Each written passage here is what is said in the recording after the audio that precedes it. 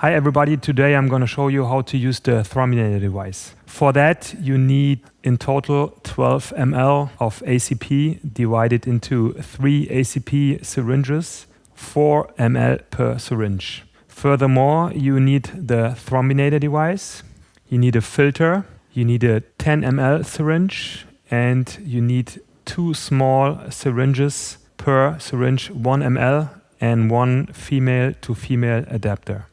The Thrombinator device is a closed system that has glass beads inside, and with the help of these glass beads it is very easy and convenient to produce autologous thrombine out of ACP.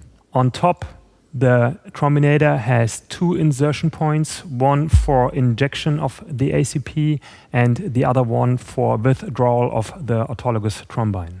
During our first step of thrombine production, we are connecting our ACP syringe to the injection site of the Thrombinator. And then we are directly applying 4 ml of the ACP into the Thrombinator.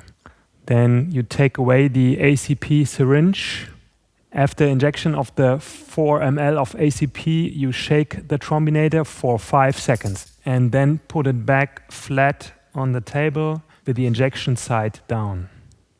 After 10 to 15 minutes or after gelling has occurred, you are ready for the next step. You again connect your other ACP syringes to the Thrombinator to totally inject 8 ml of ACP. And then you have to shake the device again for 5 seconds and let it sit flat again with the injection site down. After 1 minute, gelling will have occurred and you will break the clot again while shaking the device for 5 seconds.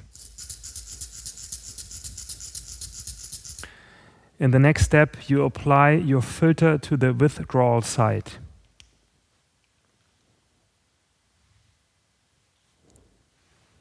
In the next step, you apply your 10 ml syringe to your filter. Turn around the Thrombinator and withdraw 10 ml of autologous thrombine.